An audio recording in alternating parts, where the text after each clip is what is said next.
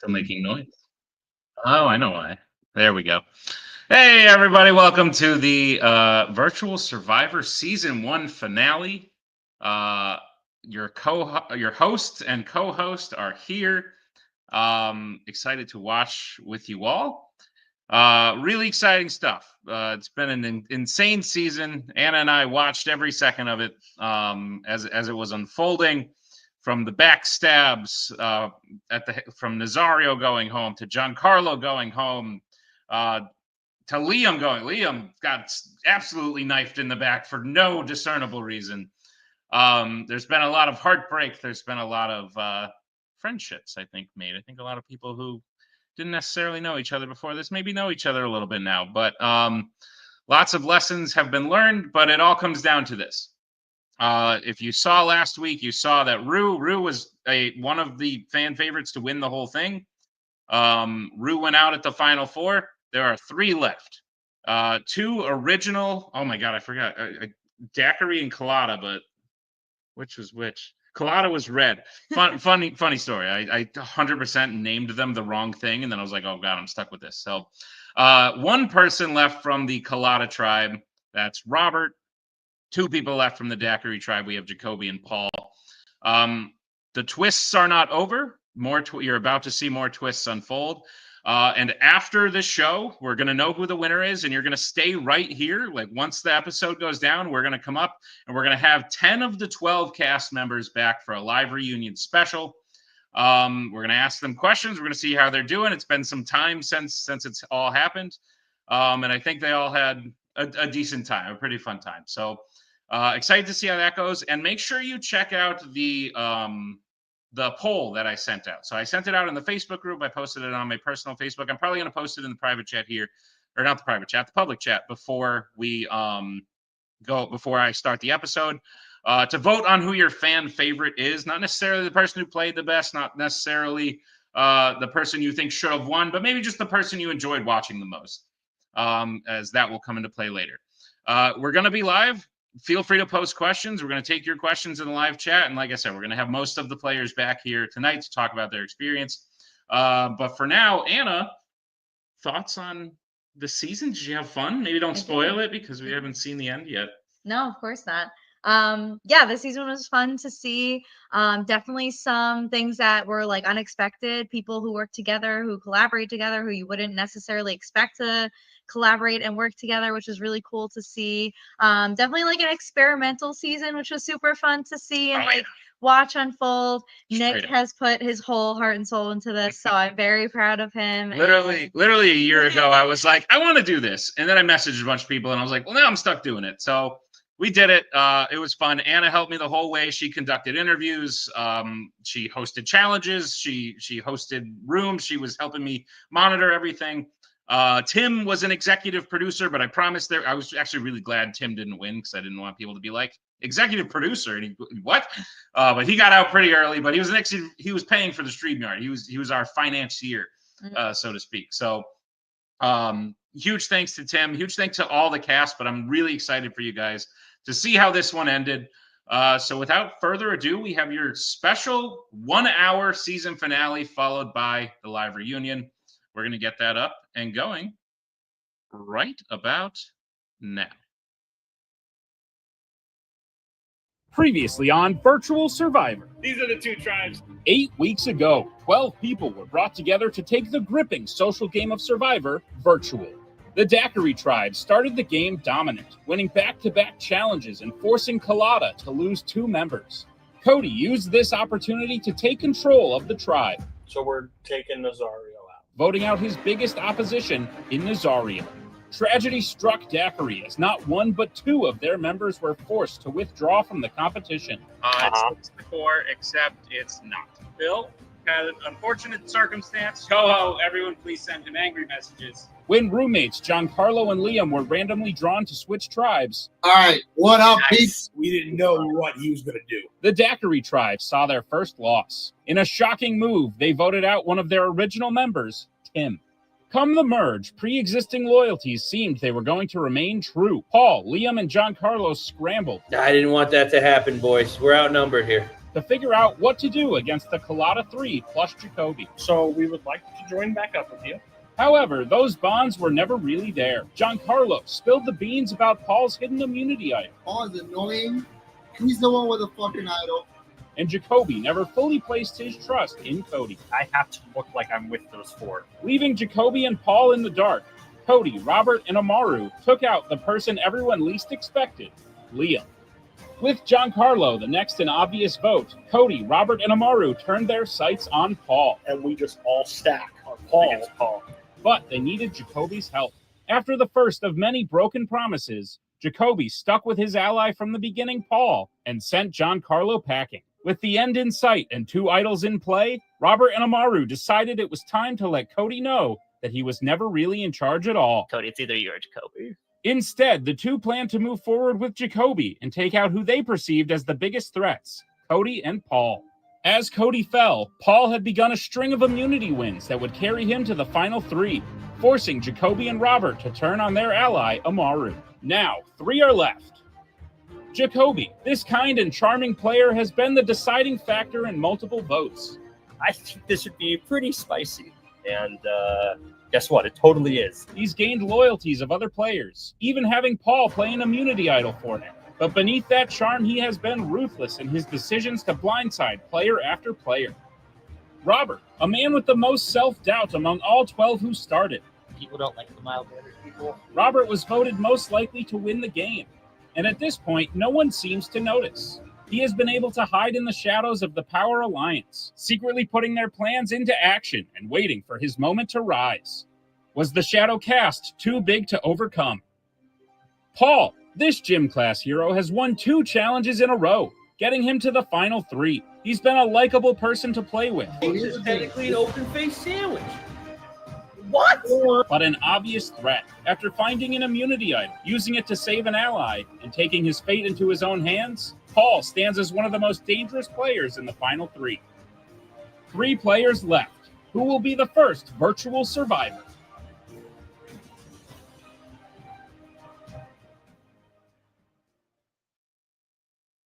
Hello, Jacoby. Hey, Robert, how's it going? It's going okay. I just came back from work. I got to spend like 10 minutes with my daughter, and I said good night. Yeah, it's more important things than being, with your daughter, your young child, right? Is being online, I know. playing a virtual game of Survivor, right? I know. So I told my wife, I was like, let me see if I could maybe win this internet reality show. This was kind of weird because, now you jumped on Paul, then I was just like, okay, now we're just waiting for people, then I realized, nope. No. Yeah. This is it. This is just it. Feel bad for Rue. Yeah. That's a hard vote. Didn't make me feel good. I kind of wish we had forced the tie. I would have liked to have seen a Jacoby Rue trivia off. Paul Rue is pretty good at trivia. It's true. He is very, very good. I have to play him in a week. God is here. Okay. Gentlemen, I hate to be the bringer of bad news, but one must be at times. First of all, congratulations. Look at you. Final 3. You made it this far. I'm going to have to raise those anxiety levels just a little bit more because, unfortunately, only 2 of you will be moving on to the final tribal.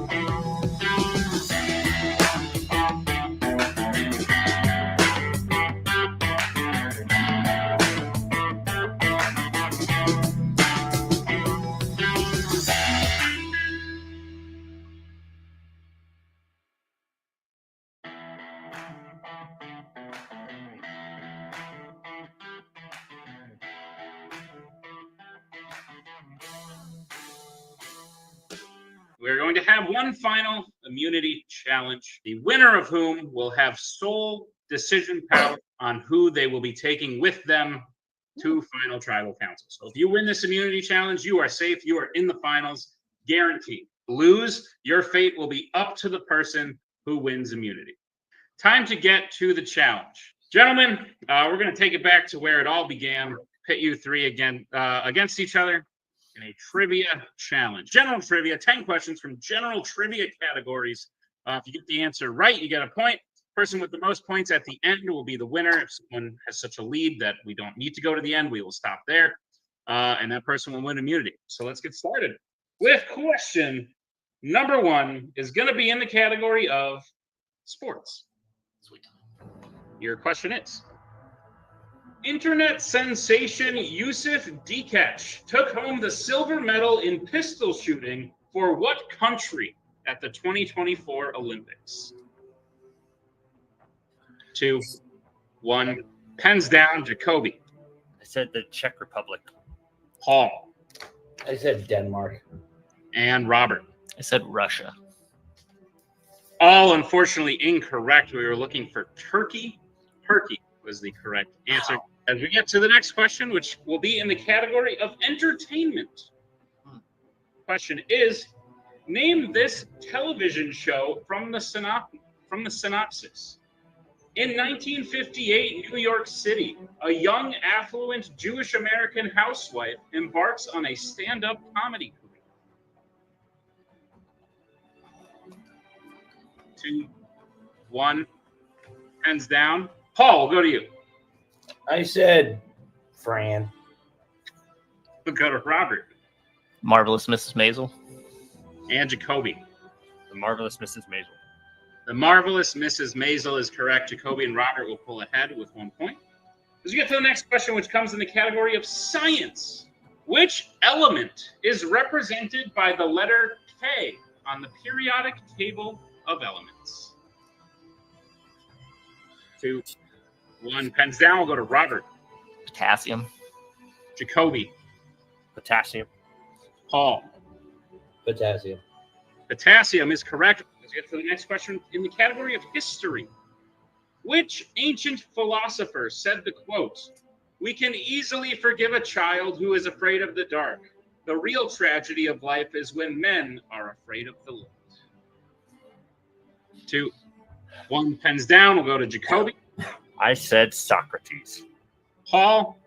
I said Socrates and swapped it for Plato. Ooh. And Robert. Ooh. I said Confucius. One of you is correct, and it's Paul. Plato is the Plato. correct answer. 5th question in the category of math. What is the equation for the slope of a straight line on any given graph? 2, 1, pens down. Start with Paul. Y equals mx plus b. That's what it is. That's what it is. Robert. I didn't have that in it before. And Jacoby? Yeah, Y equals something else. I am quite shocked, but Y equals mx plus b is correct. It must be like a TikTok thing. Paul takes the lead now. It is 3 to 2 to 2. As we get to the next question in the category of art, your question is, name every secondary color on the color wheel. 2, 1, pens down. Start with Robert. I said orange, purple, brown, and pink. We'll go to Jacoby. I only got to orange and purple. Paul. I only got to orange, yellow, purple. All unfortunately incorrect. We were looking for orange, purple, and green. Dang it. Let's get to your next question. In the category of U.S. geography, your question is, Pierre is the capital city of which U.S. state? 2, 1, pens down. I think we're starting with Jacoby. That's South Dakota. Paul. I too said South Dakota. Robert. South Dakota. South Dakota is correct. So 1 point apiece. Paul still with a 1-point lead. As we get to the 8th question, that is 8 out of 10. That question is the category of music. Which artist released the album The Tortured Poets Department? 2, 1. Hands down. I will say I put artist in quotes. Paul. Your favorite, actually, Taylor Swift. 3. Robert. Taylor Swift. Jacoby. Taylor Swift. Taylor Swift is correct. 1 point apiece. Paul still in the lead by 1. 5. Jacoby and Robert with 4. This is anybody's game. So we get to the penultimate question. It's in the category of food. Which of these fruits is not real? Your options are chocolate vine, rambutan, snake fruit, Buddha's hand, or agua dragonis. 3, 2, 1. Hands down. We'll start with, I don't even know. Jacoby, probably. I said Buddha's hand. Paul. I said Buddha's hand, and then I changed it to Agua Dragonis. And Robert. I said snake fruit. And your winner of the final immunity challenge, Paul Angelucci, Agua Dragonis, is some bullshit that I made up. Paul wins his 3rd, I believe, immunity in a row. Paul is moving on to the final tribal council. Paul, congratulations. I'm pretty ecstatic. I locked in when it was time to, going 3-0. Like I said 2 weeks ago, just trying to go 1-0 every week. Trivia is not my strong suit. I was crossing out. I probably crossed out 3 or 4 of them and then wrote different ones. So I'm just glad that it worked out. One of us is not going to be here. I guess the idea is that, like, if one of us isn't going to be here, this is a good way to argue for each other for voting when one of us is in the final 2. I mean, I'm probably, like, if you go on, I'll probably vote for you. Thank you. If you go on, then I can probably vote for you. Well, Probably. I do say that. It's like but I do try to be, because how Survivor works, obviously, is like you're supposed to plead your case of like the game that you played. And I'm trying. Paul played the best game, technically. But he also has to articulate that well. Tribal council is supposed to be a time where you plead your case and put it on the line, and that's supposed to sway and maybe not try to let all the influences come in either way. Watching the show, I've seen people play really good games and then just crap the bed in tribal council, and then they don't win, which is like kind of BS. But watching the game, but I get it because the jury is doing jury things. So it's bummed to be so close and to know that your fate kind of still hangs in the balance, right? Like, because like anything could happen, and especially trying to figure out what Paul's mindset is going to be, because throughout this series, it's always been kind of hard to get a read on Paul, because like I think he presents himself a very certain way. And then, like, because we're in Survivor, I'm really trying to like dig past that. Like, oh, he's putting on an act. He's doing something different. He's colluding. He's having plans. He's having schemes, right? I'm trying to get to the bottom of that. But then also, he does such a good job at like not having that front that I really don't know. So like it could. So the uncertainty is pretty crazy. I don't think I would do that well in a tribal. I'm gonna try like hell, and I'm gonna riff, and we'll see what happens. I mean, you have a lot of cash. You have a lot of ammo to use for a tribal to make your case. So yeah, it will be tough to beat regardless. Socially, though, I do think that because I've been playing from the seat of my pants since we became one team, like if I can just nip it in the bud before that gets to it, I think that that's the direction I'm going in. I don't know what I'm going to say, but my pitch was there have been times where I have been going with the tide of voting simply for the sake of not creating schisms. But for the most part, I've played the game as sort of forthright as I can. Here and there have been times where I have not been forthright expressively, but there's never been a time I've outright lied to anybody. Not that I can recall. You can watch the tapes back and maybe I'm full of shit, but I don't think so. So that was sort of my pitch, was that. And I pumped up Paul because of how he's played the game in the last couple of weeks. He's been on fire, that he has a good case.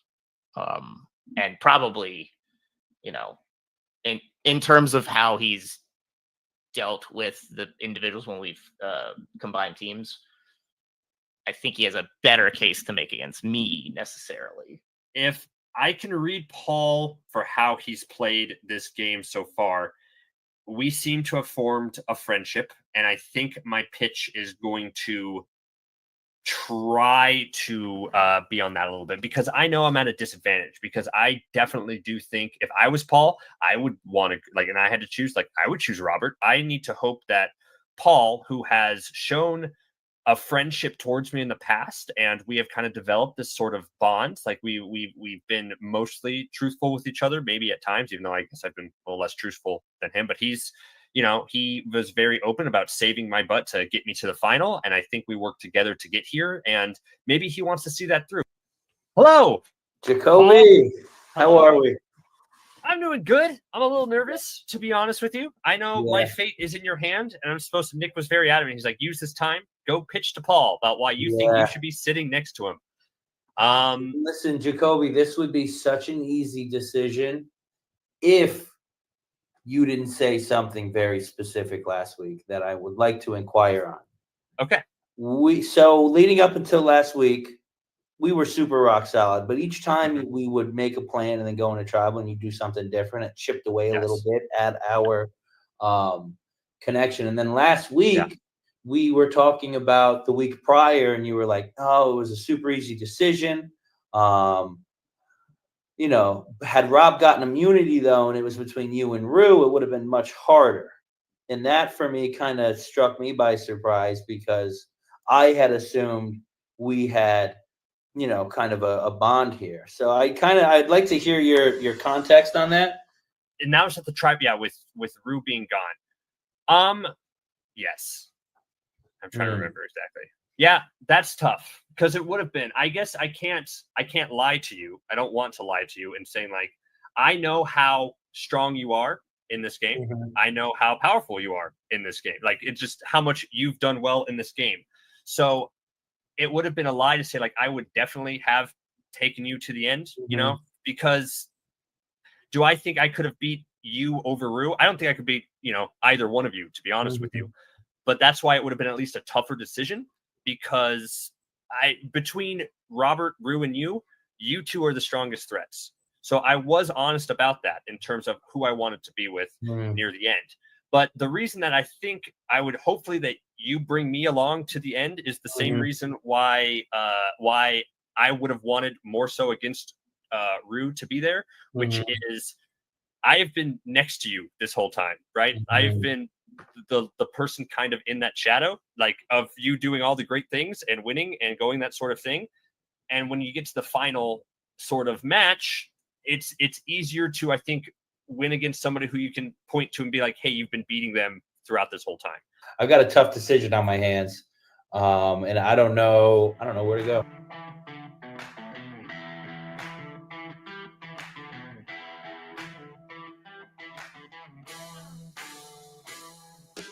Welcome to your penultimate tribal council. All of the challenges have been set the way they're going to be since the merge. So, like, it was always going to be a cup balancing thing at Final Four. It was always going to be this trivia battle at Final Three. And Paul would have bet a lot of money against you winning this, but you won. How's it feel? It feels good. I've come into each week just radically being in the present moment, and, you know, kind of taking whatever happens and dealing with it. I think as a result of that, my social game awareness has lacked a little bit, but I'm really glad that through my challenges and through my performance in them, I've been able to kind of write this story the way it's been so far. You're obviously happy you won, but is there any, like, oh shit, now I have to make a really hard decision? Yeah, because I think the people who do good at this game are like 3 or 4 moves down the road. And like I said, I'm radically in the present moment. So now I'm forced to think 3 and 4 moves down the road. And yeah, I mean, it's a tough decision. Like, you know, the 3 of us have been, you know, really after this thing these past 2 months. And, you know, it's not easy. Robert, briefly, what was your general pitch to Paul? General pitch was I've played the game sort of as straight shooter as I can. Only just sort of voting with people just because I thought it would be the easiest means to get forward in the game. That's basically it. Just that I've been here, I've been doing what I've said I've been doing, and what you see is what you get for the most part. Jacoby, same question. My pitch to Paul was kind of in the terms of the trust that we've kind of built up throughout it, because we started in the same group, and together kind of making these discussions and talks together, I think is both a pro and admittedly a con to going through to the final Jeopardy. And I know that he has a very tough decision to make. And I just kind of hoped that my honesty in terms of where I was at thinking of both recognizing the bond that we had, but also realizing that Paul's a threat would have been enough to, help cinch me a second spot. But we'll see. Does anyone have any final words? I would like to play my immunity idol. Robert, you can only vote for Jacoby. Jacoby, you can only vote for Robert. Ergo, your votes cancel out. You will not vote. Paul, you will cast the only vote of the night. Nah, can I get like 20 seconds?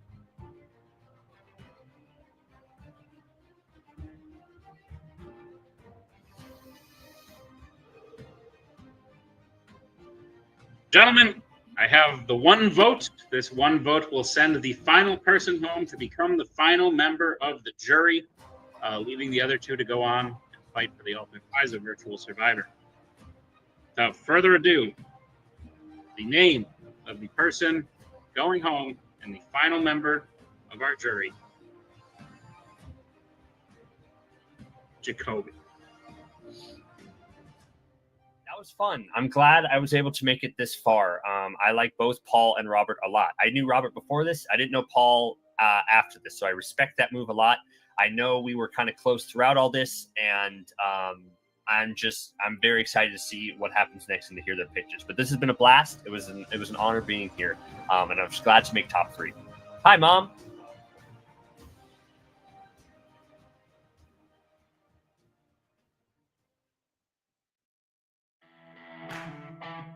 Handshake. There we go. Yeah, it works. I think these types of games are rooted in morality, and I think that gets lost when we can get in our own heads about what's what and how to actually move forward. I think in a game of Survivor, people don't like the mild-mannered people. It's all going to come down to how I can mastermind an argument for everybody, which I can do, and just see if it actually holds water. Are you set? Are you set for time? I don't know if I can. Oh shit! Hello. Oh Well, shit! Hello, everybody. No, easy. no way, no way.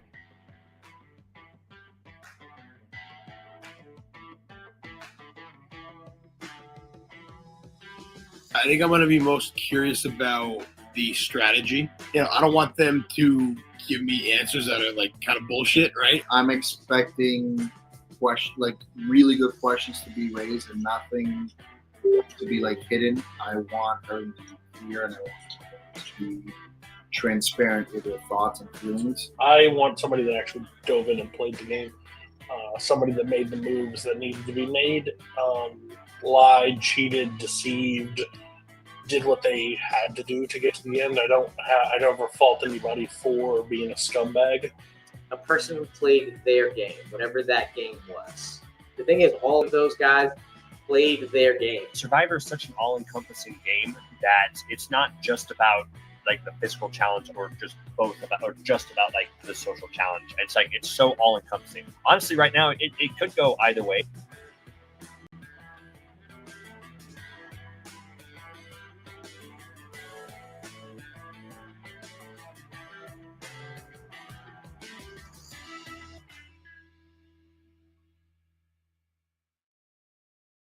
Paul, Robert, welcome to the final two. One of you will be the winner of Virtual Survivor, but in order to do that, you will have to get past the jury. People, you are responsible for voting out of this game. You took away their chance at $100.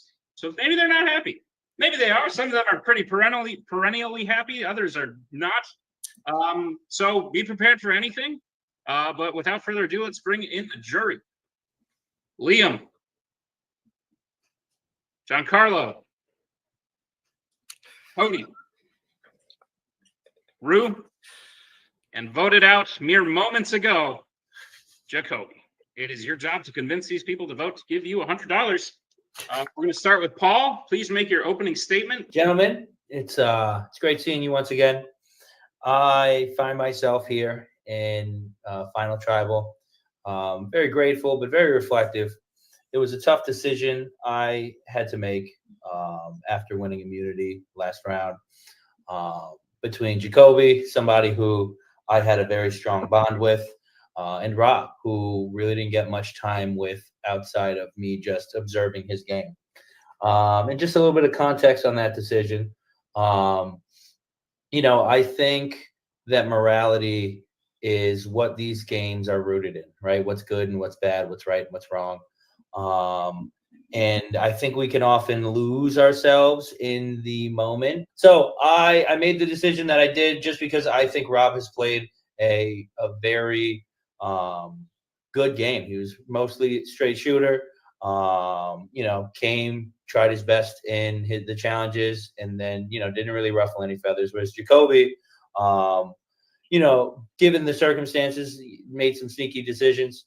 And I figured, this game should be judged on, people playing the game the right way.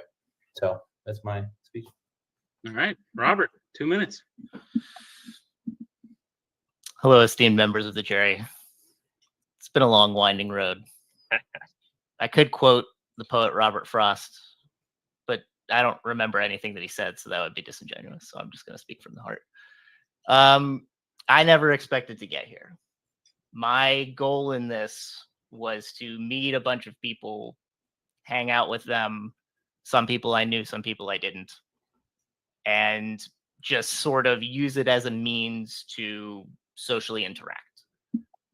Competitive natures take over, as they were wont to do. So when tribes combined and started getting closer to the end, started to see the golden Amazon card, $100, whatever it is. The point is that I started off very strong. The game has sort of slipped as Paul has sort of risen as a phoenix, as he has. But I would say that anytime that we interacted, I never did take what you were saying for granted. Everything was an internal struggle. I am a constant ball of emotion. The way that we voted was just because I was completely terrified week to week about creating schisms that would then backfire upon me. So I have nothing but respect for the lot of you. I have utmost respect for Paul. He played a great game. I just think I've played a very solid game from front to end, and I want you to remember that. All right. Well done. We're going to turn it over to the jury. Jury, this is your time. Some have been waiting much longer than others to finally talk to the finalists here. You will have about 4 to 5 minutes. I'll give you a 1-minute warning in the chat and then count down like I just did.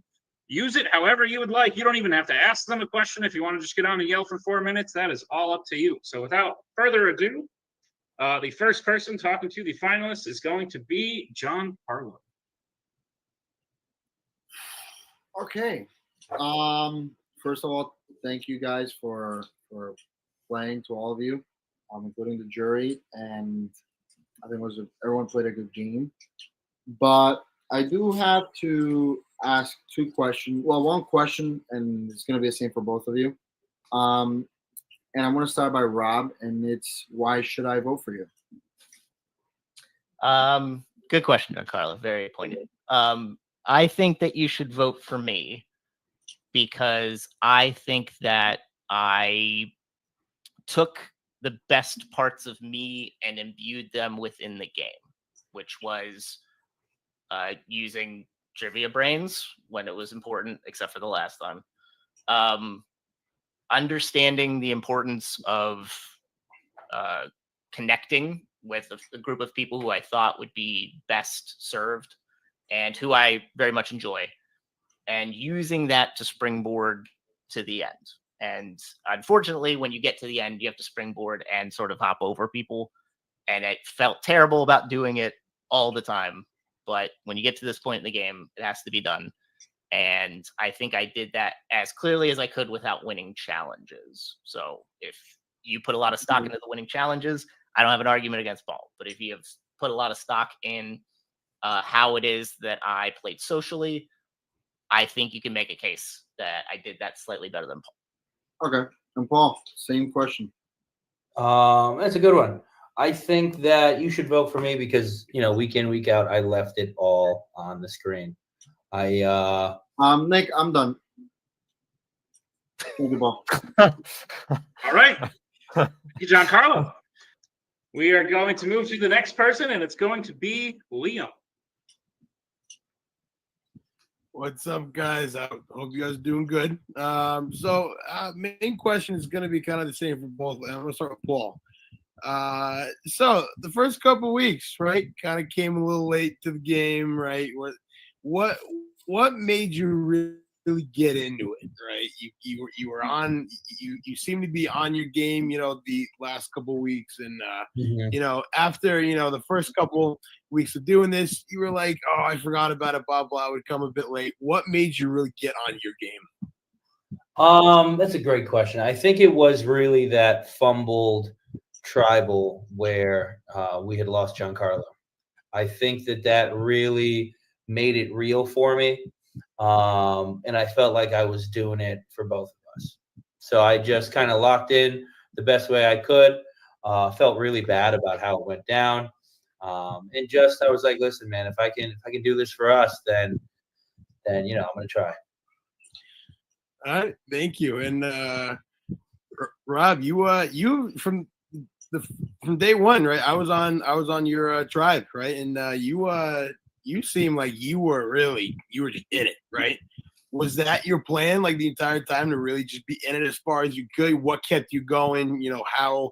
What was the strategy like? It's funny because I would think at the beginning I wasn't necessarily into it, but I think I don't really display my appropriate feelings. But when we get on a screen, and some of the people who I have experience with knows this, I go for broke if there's something involved. It could be pride, could be glory, could be respect. Apparently it's a prize, which I had no freaking idea was happening, which is nuts. So I think just when you get to be of a certain age, your competitive nature only has so many outlets. And this seemed like a really great outlet to combine the things I'm good at and to try to use the other aspects to improve areas of me that I think lack. And I tried to weave those together as best I could and to figure out how to acknowledge that amongst the different people I interacted with in Tribe when we combined. And as soon as we kept getting closer and closer, I realized that's a possibility. And anytime you can see the end, you go for broke. As I mentioned, you don't let anything stop you. And Paul could have easily stopped me. He had that power, but he brought me along, and I want to make that a mistake for him. All right, thank you, boys. Good luck. All right, thank you, Liam. We'll move to the next person, and it's going to be our dearly departed Jacoby. All right. Hi, guys. Congratulations on making it to final council. It's quite an achievement and accomplishment. I guess my question is about things that you both kind of touched on in your pitches that you just presented, because you both presented yourselves in the same ways. It's like, Paul, you were saying things about, I wanted to get here by playing the game the right way. It's like a moral game and straightforward. And then Robert, I think you said the words were, you were terrified about creating schisms that would like backfire. So both of those are very safe kumbaya sort of answers to get here. And you're appealing to us about how good people you are. And I understand that that's a way to say it. But my question for both of you is just like, what was, I guess, the most cutthroat thing that you guys did to actually move the game forward and in your favor to try to win this? Because we're all here to win, right? So you can start. Let's do fastest to start talking first. Whichever one of you wants to answer that first. I need a cutthroat decision from one of you about something you did to control the game. I did 3 things I'm not very proud of. I strung Nazario along to help me get the immunity idol because I was better at Wordle than him. and he gave me all the letters, and I didn't give him much in return. And I used that to my advantage to get the idol, which I didn't necessarily need, but it was helpful. And then 2 and 3 is, had pacts with Cody and Rue, and unfortunately, based on conversations that ended up with other people, it just made the most sense at the time to vote against them, so as not to create a dynamic that, as I've said before, would blow up like an Acme Dynamite kit in my face. So those are the 3 things I can point to where I went against the grain of my moral nature, because I felt like otherwise it's going to be quicksand for me. So the quick follow-up to that before I let you answer, Paul. So Robert, so if all things were hunky-dory, you would have gone to the end with like Cody or Root. You would have preferred that sort of end outcome, and you would have kept things the same. That would have been my preference. Yeah. Okay. Paul? That's a good question. I think of 2 things that really stick out in the way that I played. And one of them's, kind of what just happened. I think that, this is the hardest decision that I've had to make in this game thus far. It wasn't easy sending anybody home, let alone you. Like, you were somebody who I really felt connected to from very early on. But in the weeks leading up to last week, I felt a little more disconnected because of the plan we would have going into Tribal and then how it would turn out differently. I think the broken pinky promise hurt a little bit, but I think the comments about, if it was up to you having to pick Rue versus me, that it'd be challenging just because I thought we were connected. I think looking back, and especially after your pitch, I know that was out of respect and not out of anything devious. So that was one thing that really stuck out to me and something I did not feel good about. And then the second one was just kind of what happened to Giancarlo.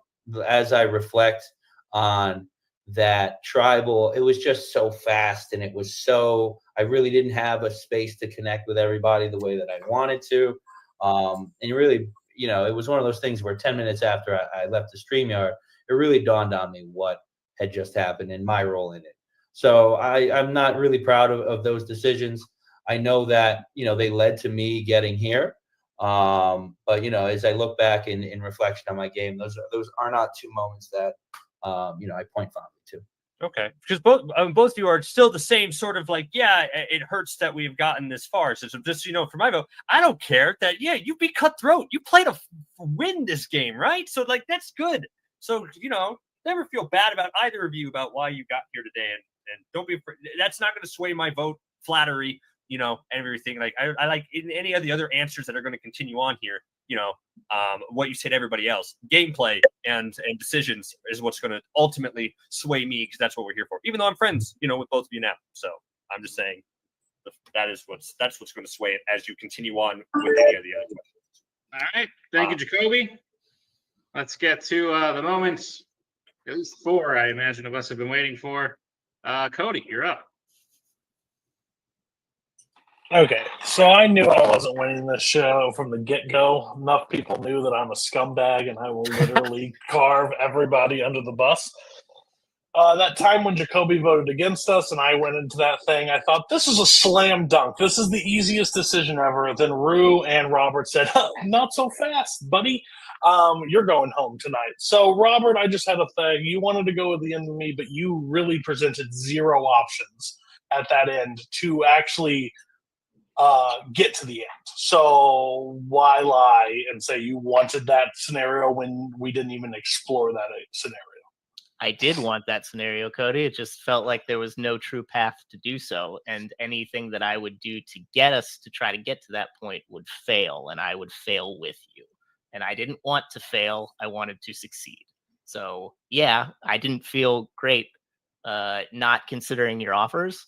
But honestly, you are a silver-tongued, redheaded demon sometimes. And I feel like you could sway anybody on anything, and that terrified the shit out of me.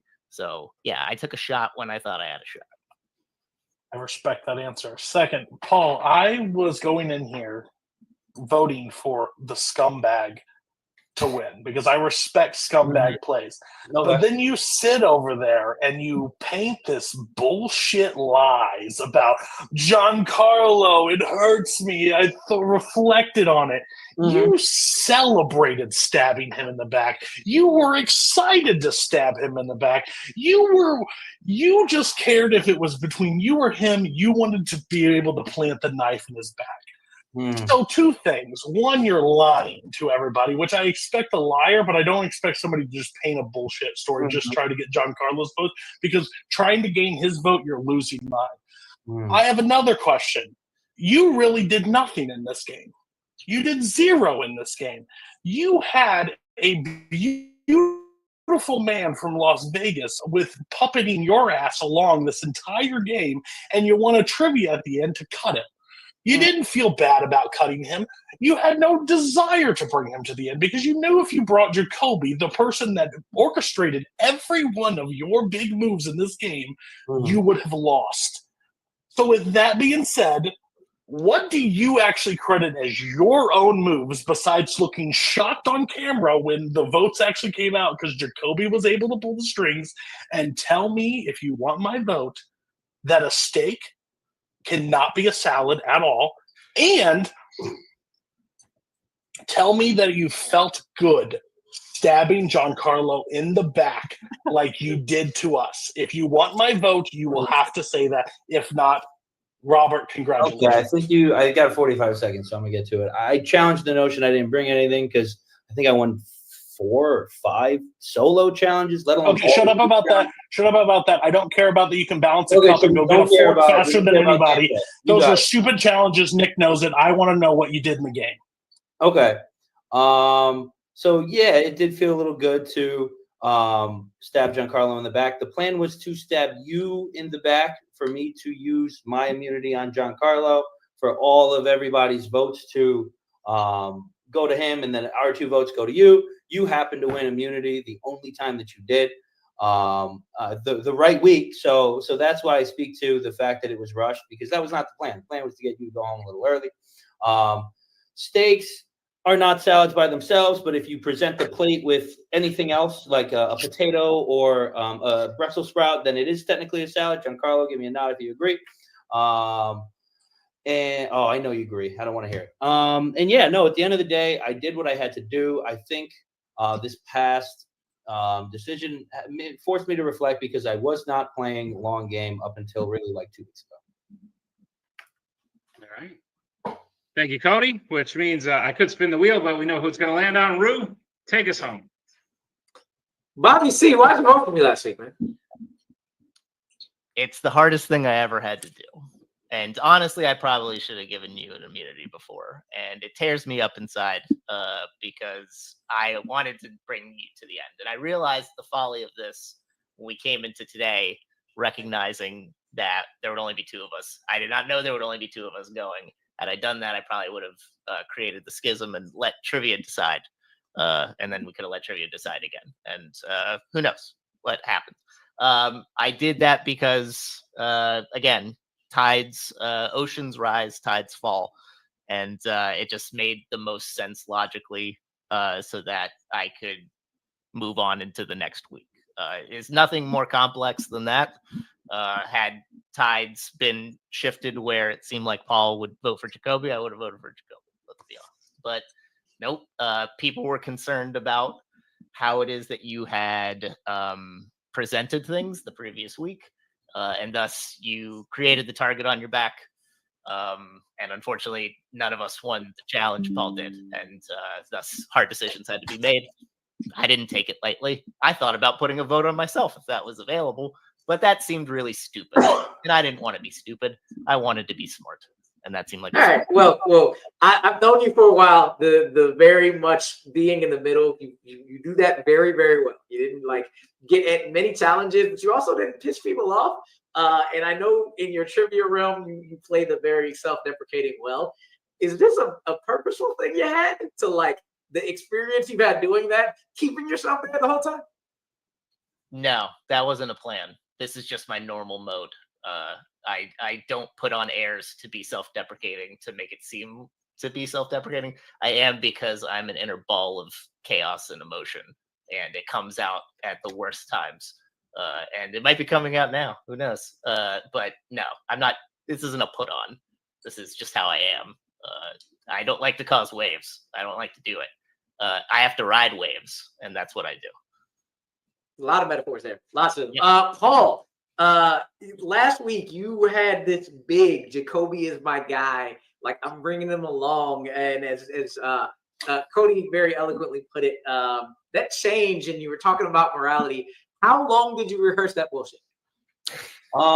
Truthfully, not at all. Like I was saying in the last portion of this, I radically live in the moment. So that was all stream of consciousness in that present moment. I think Jacoby really screwed up when he said that, when he put our bond into question. He was like, if Robert got immunity and it was between you and I, it would have been a hard decision. In my mind, somebody who I thought, I was bonded to would have been like, oh, then we definitely would have gotten Rue out and would have been us till the end.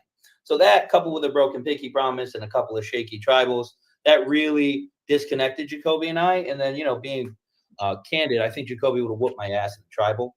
So I also had to factor that into the disconnection in recent weeks I have felt from him. And, it wasn't an easy decision because we've been playing this game on the same side for a long time. But it was a decision that needed to be made. All I know is that if I had shaved my head, if two people wouldn't have dropped it, you wouldn't have been lucky on those damn not using your immunity. I feel like there's a lot of luck on your side. Good job on that. Yeah. And just the point on that I don't think anybody's touched on. It seems like this jury doesn't care so much about challenge performance, which you don't need to. I do just think that, when you look at my game, specifically when it comes to performance, I really heated. I haven't lost since the month of July. And I think that needs to be assessed a little bit. What? Can you do math, buddy? Not gonna shush. Yeah, mute that mic. I have not lost a challenge since July. So I think that needs to kind of be woven into, the way that I try to play this game socially, and have something to do with the outcome. All right. Rue, thank you very much. Jury, thank you very much. Paul, Robert, you each have 30 seconds. Paul, we started with you. So, Robert, we're going to start with you this time. 30-second closing. I feel like you all have problems with Paul, and I want you to keep thinking about those problems and have them manifest and grow in your minds. Have it be like an atomic bomb, and you're watching the result, and just have it kind of consume you, and have it consume Paul. And remember that I love you all. And no matter how you vote, I respect your decision. But keep your anger for Paul in mind, is my point. Paul, go ahead. I didn't know when Rob became Mr. Metaphor. Truthfully, listen, y'all will vote the way that you do. I think Rue really put it quite nicely when he had said that Rob has been able to sort of skate by being in the middle. Like, oh, I really didn't mean to, oh, no, this is the way it went. I think there was a little more agency on his part. I don't take Rob to be as dumb as he's playing himself. So when y'all vote, I really want y'all to, keep that in mind of, at the end of the day, I don't think Rob just like carelessly floated to where he's at. I think he burned a lot of us. And I think that y'all need to remember that as you vote. All right. Paul, Robert, congratulations on making it this far and getting through that. But jury, power now shifts to you. It is your turn to choose a winner. So you're going to go vote. You're going to give the name of the person you want to win the title of Virtual Survivor and the $100 Venmo or Amazon gift card that goes with it. Cody, time to vote. I just want somebody that actually played the social game to their best abilities and deceived people. That's what I want. Who am I voting for to win? I'm voting for Paul Angelucci. They both were painting the same exact picture of themselves. I was wanting Robert to win for weeks now. If it wasn't for me, if it wasn't going to be me. So Rob, Bobby C, you're my guy. Hope you get this win, sir. You deserve it. Very hard to gain someone's trust, but it's very easy. Gentlemen, before I read the votes, thank you all. This was fun. I knew at least one person was going to forget that it was happening on Monday nights. Two did, but at least one of you showed up and you made it all the way to the finals. Genuinely appreciate it. Had a lot of fun. Hopefully you did too. But it's time to see who has won the title of Virtual Survivor. I will read the votes. First vote, Paul. Second vote, Robert. It's 1 vote, Paul, 1 vote, Robert. Third vote, Paul. 2 votes, Paul, 1 vote, Robert. Robert. 2 votes, Paul, 2 votes, Robert, 1 vote left. And the winner of the first annual Virtual Survivor competition is Robert. Let's go! Robert has won. Congratulations. Ridiculous. I think it's ridiculous. But you know what? I pride myself in being able to not to not cause people to feel ill will towards me if I can help it. And I think doing that, people sort of forget about you, and then you can jump up and grab them at the end. And that's what I ended up doing. A little bit shocking to myself, but you know what? Happy to be here. Great game from everybody who played. It was such a fun time. I didn't think I'd get into it. I'm not a Survivor guy myself, a real Survivor, but you start playing and it starts to matter. And I thank the people in the jury for the questions, the consideration, all the time you spent. Nick, Anna, Tim, everybody who helped put this on. This was quite an endeavor, and I hope one that people get to see. Everybody should be very proud, and I'm very proud of getting to this point. So thank you all. This is wonderful. I did it. Number 1, 1-0, going out on top.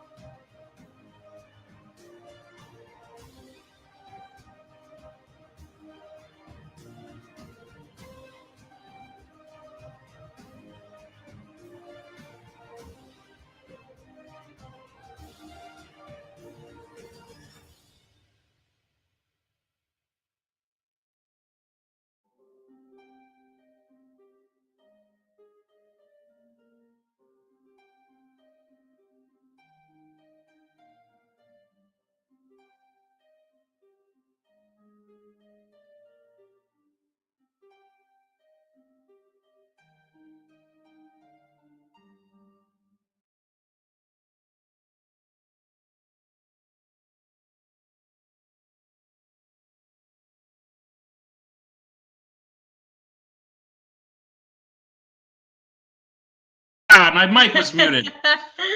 That's so embarrassing. Congrats to Robert. Congrats to everyone who played.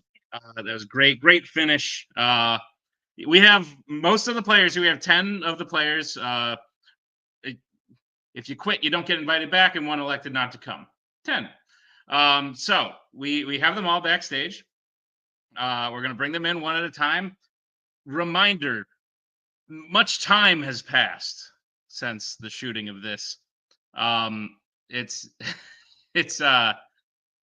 some of them look a little different. One of them took the loss real hard. Just gonna put it that way. But we'll start by bringing them in the order they got voted out. So starting at number 1, we got Eddie Mafia back. Hey guys, how are we doing? What's going welcome. on? We have got, following him, Nazario, the first blindside.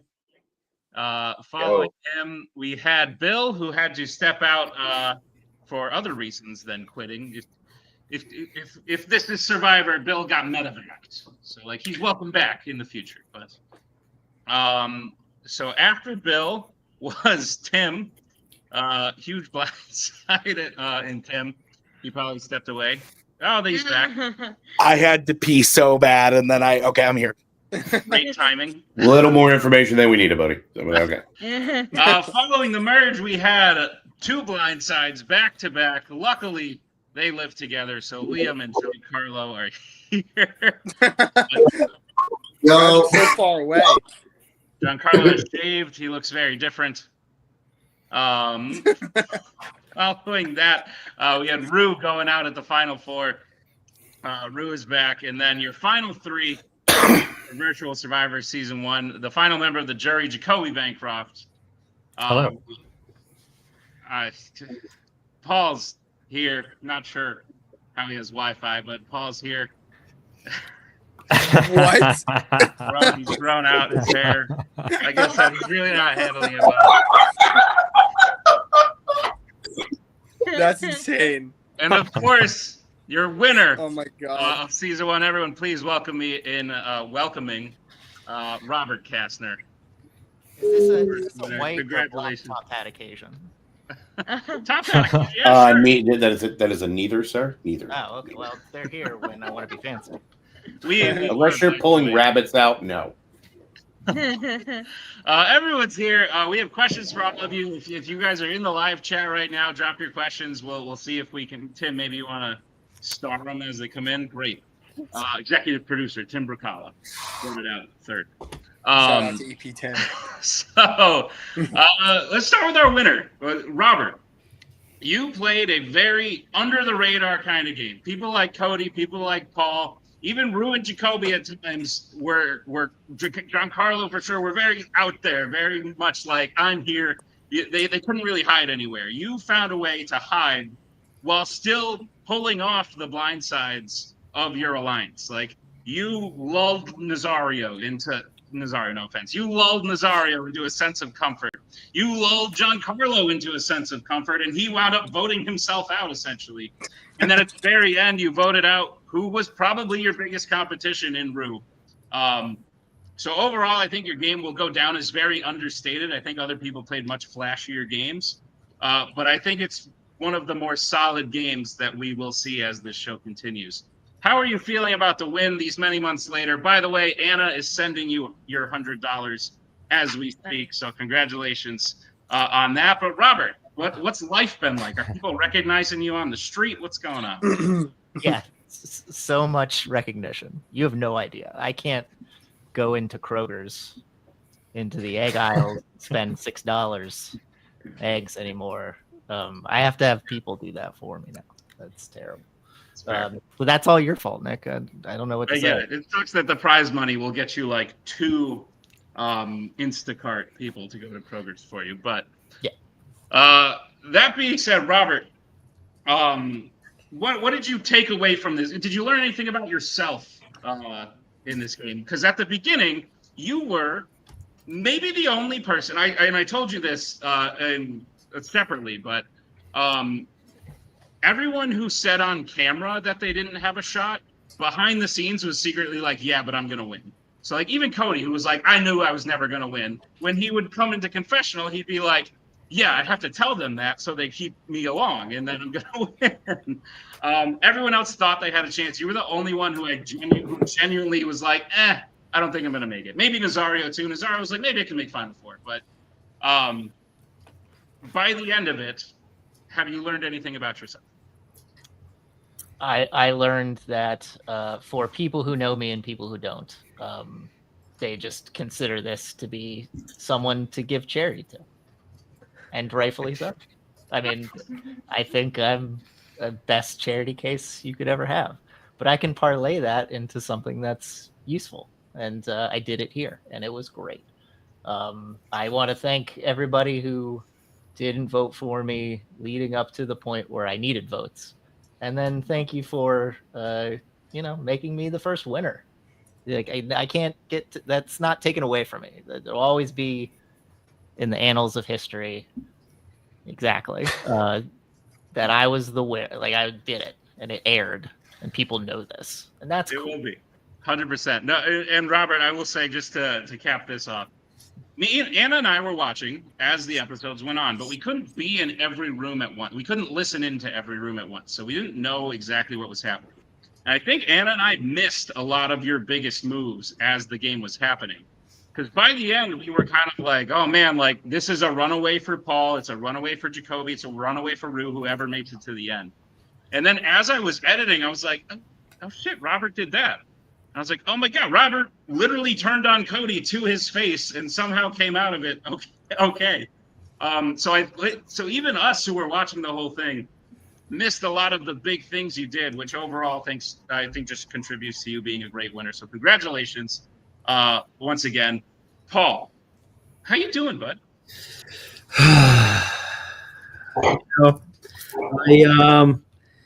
As you all know, I came in second, which first one to lose. After the game, I think I needed some time to reflect and to heal, to grow. So following my loss, I packed my bag. I sold everything I owned other than my laptop. And I've been out here in the Blue Ridge Mountains and really just needed to prove to myself that I still was worth something and I still achieved something. So it's been up and down. I'm glad that Wi-Fi worked in my yurt here.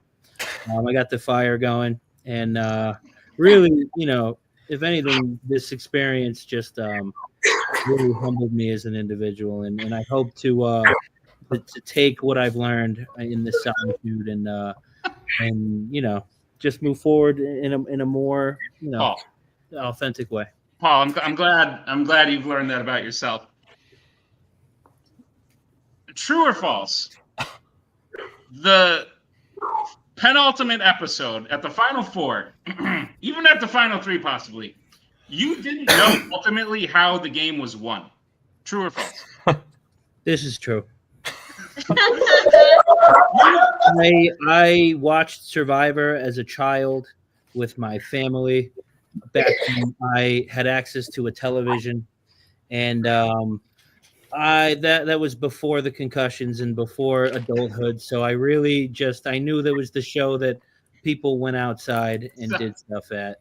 So Paul, if you had known that you won the game by getting the people you voted out to vote for you, would you have sent Giancarlo a meme of a cowboy tipping his hat mere seconds after you voted him out? I wouldn't change anything that I did, especially as it pertains to him. I don't have access. I didn't watch anything because, like I said, I've been in the woods for months. But I've been told that he was very cutthroat and definitely didn't have my best interests in mind. So that felt cathartic, sending him a gif of. Excuse me. Yes, Giancarlo, please. Can I please show receipts over here? 100%. Because Paul ended up screwing me over. Okay, proceeded to send me. Wait, Giancarlo, true or false? You told the crew when you came back. You said Paul and I haven't spoken. You guys actually blocked each other on social media. Okay, but I blocked him for a week, and Paul's. I think we mentioned it in the show, but Paul has had 12 concussions. He blocked me after, and then forgot that he blocked me. Yeah. Okay, so let's take that here real quick. Carlo was a flavor; he'd be vanilla. John, but here's the thing: after Paul ended up sending me the tipping of the hat, pretty much as a fu to me, he ends up asking me, "Pickleball today?" Which I proceeded no, I don't want to see you for the rest of my life. Giancarlo, since we have you in, I think this Giancarlo Paul feud was definitely like a highlight of the midpoint of the show. Classic. I'm sorry. Paul didn't do well in handling it. Eddie, what'd you say? You got a bounce? I said that was just so classic because it was classic. It's 100% the way they are. Eddie does have a bounce, so we're gonna come to Eddie next. But so funny. Giancarlo, you started it all. But you were on a new tribe for all of 2 seconds before you told them that Paul had an idol. Yep. Do you have regrets about that? No. Why? Why? Because here's the thing. I knew that Paul is that kind of person that would quite literally do anything, including backstab their friends for it. So since I already knew that's a predetermined notion that he has, I pretty much just proceeded to go ahead and backstab him. I don't think, Paul, correct me if I'm wrong, I don't think he would have done that. 100% he would. I like in that too. I like Here's why. I felt like they were cheating, so I cheated first. As we can tell, Giancarlo, I think you have personal experience. As we can tell, that's not the best way to maneuver relationships. Here's the thing, buddy. Here's the thing, buddy. You and I have known each other for a long time. Okay? If there's someone that will backstab someone, is you. And I can prove it first. As a matter of fact. As to, no, excuse me. First. All right. Paul, I don't want you guys to not be friends again. I'll just say this. Nick, there's a lot that happened. Yes. That was said via text. Correct. You know, from the moment we started to the moment, you know, it all went to shambles. Right. And I do have to admit that after, you know, Paul called me out on it, and I called him out on another couple things as well. In private, him and I came to an agreement that he was going to end up, you know, we had a whole plan, and ended up Paul ignored everything and just pretty much set me up in private as a, you know, friends, which we were. Mm-hmm. And then, you know, just pretty much proceeded to backstab me twice. For no reason. He did do that. For no reason. But Giancarlo, at the end of the day, you got the last laugh because Paul needed one more vote, and I got him out. Would have switched I places. did it. He needed one more vote, and him and Robert would be in different places because the truth of the matter is, I think Robert and Rue, correct me if I'm wrong, I think Robert went into final with Rue as a locked vote, and I think Paul went into final with Liam as a locked vote. Correct, Liam? Yeah. So I think Paul could have gone into final with Liam and Giancarlo as a locked vote. No, I didn't want his. If I got Giancarlo's vote, it wouldn't have felt good. I think me losing Cody was much bigger than me losing the hairless face guy on this call. Paul, listen. I think that you're the last person to speak about. Paul, listen. There's going to be a lot of ragging on you tonight because you kind of open yourself. I know. I've ragged on myself more. Trust me. You literally live in the woods. I'm somewhere south of Gatlinburg. I haven't showered in months. At the end of the day, Paul, I've been the hardest on myself. Paul, at the end of the day, you did a very good. You won 3 challenges, which people were saying was a bad thing, but throughout the show, everyone cared a whole lot about the challenges. Like even in that final, like we were just rewatching it as it was airing, and even in that final tribal, Cody's like, we don't care about the challenges. We don't care about the challenges. And then you say, yeah, but you won a challenge that one time. And he's like, yeah, I did. So like people cared a little bit about the challenges. You had an idol. You held on to an idol. You put trust in Jacoby. That was a hard thing to do. Like you were the target that week. And the only reason you didn't go home was because Jacoby saved your butt. Which brings me to Jacoby and Paul. First, I want to do an experiment. So Paul had a big choice to make between Jacoby and Robert. So he chose Robert to bring with him. And I think Paul could have. I think Final Tribal goes a little differently, and Paul could have won against anyone. I also think Jacoby could have won against anyone, and clearly Robert could have won against anyone. Jacoby's in there, Paul's in there. Robert, you're on the jury now. So Rue, Liam, Jonka. We won't get Cody's opinion, but Rue, Liam, Jonka, and Robert. It's Paul and Jacoby. Who's voting for Paul? I don't know, actually. I couldn't tell you. Liam is quite literally crying. Who's voting for Jacoby? I don't pay much attention to what's been going on over here. Voting for Jacoby? Jonka, Liam, if it was Paul and Jacoby, not Paul and Robert, would you vote for Jacoby? No, Paul. Liam would still go Paul? There's no offense to you, Jacoby, but Paul. Wow, Liam, after all we've been through. That's mainly because Jacoby's a really good liar. He lied to me once, and I fully believed him. I was like, damn, we could actually be friends. And then... Jacoby, actually, we'll come back to you because I remembered Eddie's got to bounce. So we'll go to Eddie. Eddie, you were the first punching bag. Yep. Yeah. And I wish I compiled a bunch of clips because I wanted to do that. About 4 or 5 people claimed you put up a donut. You put up a goose egg. You put up 0. And you got 1. I was gonna say I definitely didn't get shut out. I don't think You hit Paris, and Yeah. quite frankly, Giancarlo only got 2 right. Cody only got 2 right. Like other people only got 2 right. So Yeah. out of 5, it seemed like it could have helped. And Eddie, I want to ask you one thing. You're not in your apartment right now. No. Typical objects such as a fork, a plate, a picture frame, a blanket. How close within reach are those things to where you sat at the computer? 3 feet. If that. Yeah, I live in a studio, pretty accessible. And yeah, I could have, like we talked about in the following challenges could have been an asset, I think. But it's the way the cookie crumbles, Indeed. Eddie, I think you drew the short end of the stick because it's the first season. No one knew what was coming next, but maybe if they had, you would have stuck around quite a bit longer. Yeah, that's fair. Did you at least have fun for the one episode you were there? Oh, it was great. I loved it. And yeah, I mean, I would have loved to you and I have talked about how everything kind of fell into place since our initial filming date, but I wish I could have had the opportunity to see how the politics played out and seen some of that backstage stuff throughout the rest of the season, but it's all good. Who knows what the future holds, right? Indeed, sir. Eddie, thanks so much for being here. If you got a dip, we get it, but it was good to see you again. Appreciate it, guys. Sure. Great seeing you all, and have fun with the rest of this. Thank you, brother.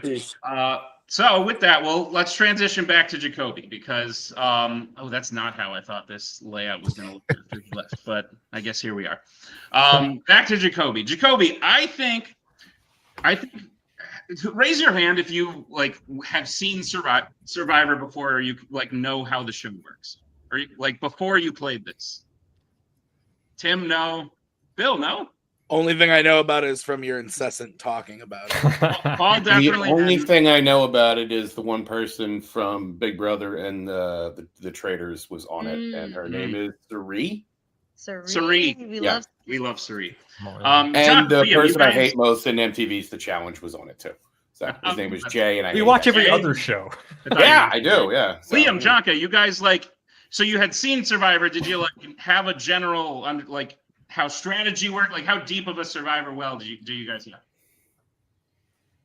Well, I've watched the show in the past, but obviously I knew going into this that it would be different based off the layout and how we were doing it, right? So it was the thought process of trying to figure out from what the show is, right, to how you were going to get this one going. So it was there wasn't much I could really use coming into this of this is how it's been done, not knowing what was going to happen with this actual curriculum.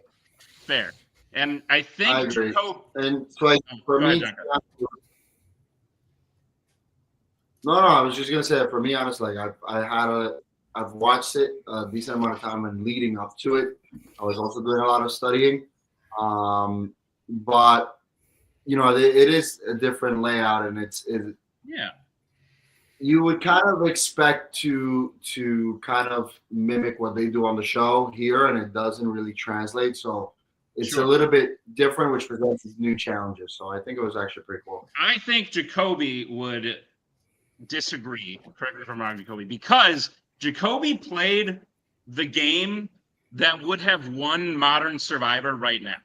So he played the most Survivor type game, but that's tough to do when half of the people you're playing with don't know the Survivor game and don't respect the Survivor. So Jacoby lies to someone and they go, oh, we should vote him out. Whereas today in Survivor, if you do that, you're looked at as a huge threat, a person who could win the game.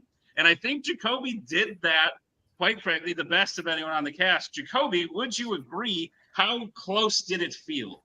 It did feel close, but I think that is my folly because I did lie to a bunch of people in this game, and I was always lying a lot to relationships. But my problem was I thought everybody else was lying too. So then nobody watching back these episodes, especially with my relationship with Paul. I was really Paul, I love you from getting to know you from this, but it's and all the talk about it's you and me that you were saying to my face, I was totally no, he's lying to me off screen. He's totally gunning for me. And he's going to cut me the first chance he gets. And then rewatching the episodes where Paul's just in confessionals with people, he's Jacoby, man, he's my road dog. He's my ride or die. I'm like, oh no. So like nobody else. Don't worry about seemed it. to Paul didn't form watch it. any of it. He's been in the woods. Yeah, but that's why I Yeah. thought everybody else was like was doing the same thing I was, and it was that fear of just like everybody is so good at lying and making these alliances with everybody that I thought we were all on the same ones, and so I'm very fortunate it got me as far as it did. But then ultimately I think the lying is what not it didn't get me to the final edge, but that was interesting to see on playback. Indeed, it was. Jacoby, like I said, you played this typical Survivor game of today. I think it was worthy of like the actual show. Someone who took a bit of a different approach was I would imagine your closest ally that not a lot of people know, because like Tim, Bill, Nazario, like we all know each other before this, but Paul, Jonka, and Liam, and Eddie when he was here, I bet you didn't know that Jacoby and Rue were kind of like that. Correct? No clue? Yeah, didn't know. No clue. So I think you guys hid that very well. You're I telling think me you you've never played both seen sides wrong very side well. of the But river? Rue, you took the strategy of, I'm just going to tell everyone what's going on. And if it works, it works. And if it doesn't, great. Do you regret that? There's a moment where you tell Cody, like, I'm voting you out. And then you watch him go scramble and you're like, oh, crap, I think I'm in danger now. So, like, do you regret that strategy of, like, just telling everyone like it is? Or it got you pretty far? No, not at all. I watched Survivor as a kid, and I stopped watching a while ago. I haven't watched it in a long time. Yes, Nazario. I like teenager. I'll give you that. I was a teenager, not a kid. I was 20 when the shit came out. I was definitely not 20. But back then, I said, if I'm ever on Survivor, I'm gonna just try just being honest, straight up to everybody's face, and win challenges and see if that shit was happening. So when that opportunity came, I was like, that's what I'm doing. That's exactly what I'm doing. That's actually not the point where I was like regretting. It was a couple weeks before that when we got Liam out. At the time, I was thinking, let's move it over to Paul and make him use his idol. And running it back, I was like, shit, that would have been the perfect time to get Paul out or make him use the idol. And I had that inkling, and running back, I was like, I should have went for it. I should have went for it, and it was too late. That was the one moment where I was like, damn, that was my missed opportunity. But no, telling it to him, that to his face, I was doing that the entire time. I was expecting going in to hopefully not have to do that, because the one scenario that entire week was like, don't let Paul get the immunity item or win the challenge, and he did. So it was just like, yeah, I'm just gonna throw this bomb in there. You know what I'm doing, and at least for that week, it worked out well for him. I will say you and so as far as the polls go online, Jacoby and you were by far, like from the beginning, everyone thought you two were going to win. One of you two was going to win. And in the game itself, everybody was like, Rue's a threat from the beginning. I don't quite know why. I think it's because like we did the first two challenges and you were like the MVP of them. So everyone was like, okay, so Rue's going to be dangerous in the future. And that run in with that plant. He was committed, man. Best moment of the whole thing, by the way. Like that happened, and I was like, that is going in the intro. Like that's going to be the last shot of the intro, guaranteed. But I think overall, it kind of had a target on you the whole time. So I was genuinely a little shocked that you made it as far as you did, because you were not safe a lot of the time, but you held strong with Robert and with Cody. And that got you far enough to the end. Well, quite frankly, Jonka and Paul just imploded. Yeah. But at the end of the day, no, I think you played a great game. I want to move to let's go to Bill. Bill, hi, I was very much looking forward to you being on the season. I think you're an excellent personality as far as like reality TV goes. I think you're a personality to have on the show. Some of your tribe mates, I don't know if Jacoby was lying to just like garner fame. Oh, I messaged him immediately. That fucking trick. Yeah, I did. It looked like you were maybe in a little bit of danger if your tribe kept losing or if you got swapped or something happened. But ultimately, you had to bow out. You told me why at the moment it happened, and the reason was like a super solid reason. I came on and was like, dude, Bill's got a good reason. If he wants to play again in the future, he's definitely not out of contention. Do you want to go into why you had to step out? I mean, yeah, that's fine because it's a different situation now. So it was funny enough. It was that because we recorded that the first Monday in July, I want to say. Sounds right. I believe. Yeah.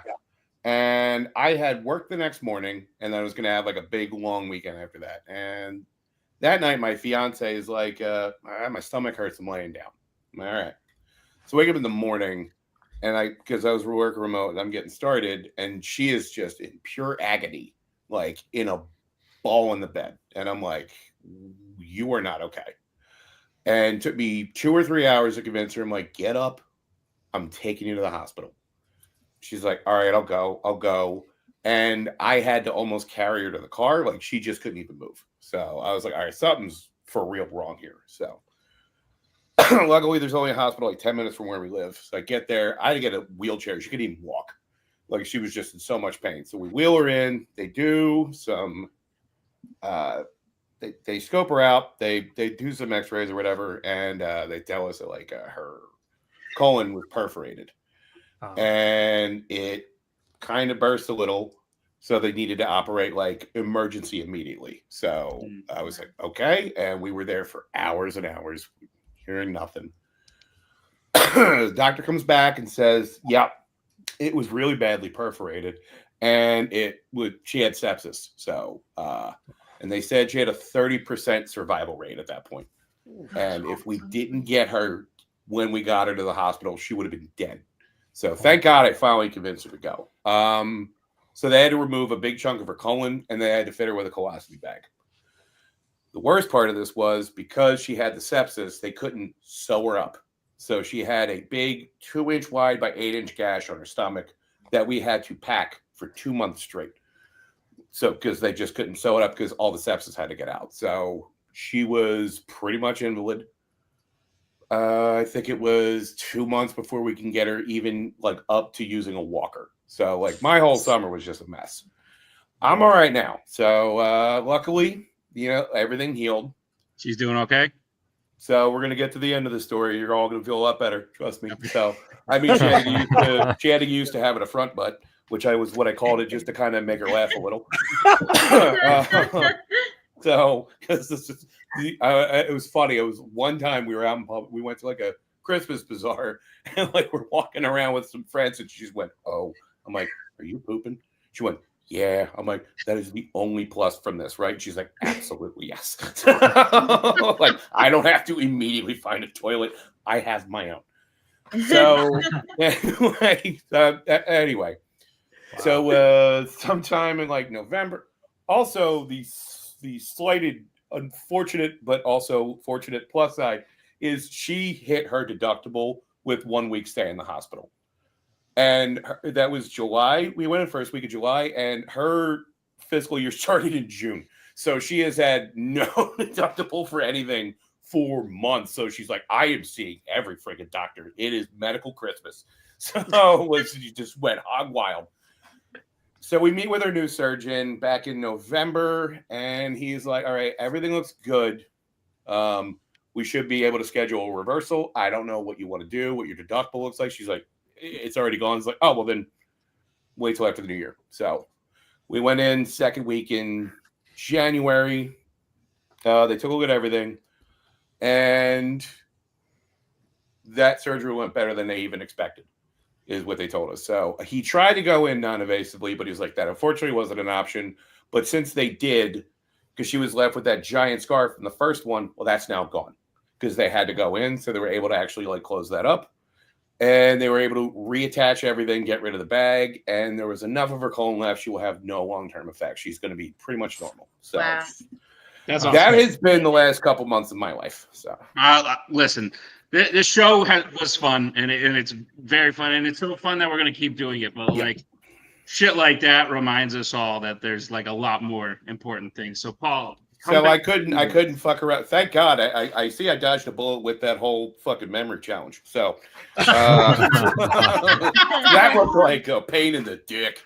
So I do want to go on record as saying little something here. So in 2015, the greatest event in human history, the Royal Rumble. Curtis Axel, he was attacked from behind. He has never been eliminated from that Royal Rumble.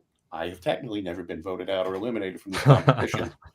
Technically, I'm still kind of in it. I'm just saying. So, we want to do a final Very fair, Bill. Thank you for sharing that with us. I think it's great that she's doing better. I think we're all really glad to hear that. But Nazario, before you're going to me now? Yeah, there's no easy way to make this transition. We kind of lightened it up after that shit, bud. We might as well go to you. It ended on that was a batshit crazy time. Let's go to a batshit crazy dude. So I would say you and Cody were kind of the main characters of episode 1. Before like Paul emerged and Jacoby emerged and even like Rue and Robert got this chance to emerge or like we didn't even go to the first of all, fun fact, I called you guys the wrong tribe name the first time I called you it. Literally red was supposed to be daiquiri because strawberry daiquiri, and there's blue in pina colada, and I literally called you the wrong thing in that Zoom call, and then you left, and I was like, well, shit, we're stuck with that now. But the daiquiri tribe kept winning. So we were really focused on the Colada tribe in the first one. And you and Cody, was there no opportunity for you to be like, Cody, everyone's expecting us to go at each other. Maybe we work together. Or did you just know from the get-go it's me or him and it, like that's how it's going to be? See, here's the weird shit. Like, I think there was no way we could have avoided the fact that we were going to go to each other because we are both big personalities and we have known each other for years. So there was no avoiding that. What I was actually naive because I am old school, as I have let you guys know. I remember how this used to work back in the day. So I was thinking, okay, we know a bunch of people in this tribe, so we should be okay for a couple of weeks because nobody backstabs each other in the first fucking weeks when this is a tribe thing. You know, you stick to the people you know, so you can move on a little ahead. And yes, I am a little unpredictable and I tend to go off the edge. But as people who really know me know, I'm also fucking loyal if we are headed in the same direction for a while. I will kill you later, but loyal for a while is a great statement. So my thing is that I was naive enough to think like, you know what, we can play together, kind of low-key relax until this thing turns for real. And since Eddie was actually really bad in that challenge, and in second one, like it was still gonna be an easy vote. I just figured let's just hang around and we can do all those stuff later. I honestly, up until the moment that I went on the call with Robert, which by the way, fuck you, Robert. After I left that call, I kind of smelled it. I was like, okay, so he's acting kind of weird, and then we go back into the room, and everybody's kind of off. And I was like, fuck. And at that time, you don't really get much to do. Like, what am I going to do? The only person I could probably talk to was Liam, and it was still going to be 3-2. So, and Liam didn't even vote for you. Liam, you threw a vote at Cody. which put a target on your back from the beginning. But Liam, I actually want to ask you because your journey was the most interesting one to me. It was short, but it was the most interesting one. And I remember the merge. So the last episode before the merge happened, and I went to Anna and I said, I think the people who have the best shot of winning this are Jacoby and maybe Liam. And the reason I didn't think anyone who started on the red tribe or no, who were currently on the red tribe is because they had been losing. Tim was talking about how they're gonna fucking crumble and everything. But I was like, Liam has been the odd man out in every single situation. It was the first one, and Cody was like gung ho on like, let's get Liam because Eddie will be useful later, and they decided to go for Eddie instead. The second one, you were the odd man out because the other four knew each other, but it was time for the blind side on Nazario. We swapped tribes. You're now the odd guy on a new tribe, and Jacoby decides he wants to blindside Tim. And then we merge, and I swear to God, the merge was the first time I was like, Liam's safe. He's no longer in like a bad position. They're gonna go for Paul. They're gonna go for Giancarlo, or maybe Jacoby will flip and we'll get Cody out of here. And you literally got voted out solely because you were the least likely to be voted out. So, after that roller coaster of 4 episodes, how are you feeling, sir? Same as I did then. Hey, shit happens, right? It's what it is. I mean, listen, it was fun while it lasted, but I mean, fuck, if I'm getting if I got fucking voted out because of that, then I'll fucking take it, I guess. I don't know. It was just crazy because Paul and Giancarlo were making themselves huge targets. If Jacoby was going to do a flip, it was going to be towards Cody or towards Rue at that point in time. And they were literally like, no one's expecting us to vote Liam, so let's do that.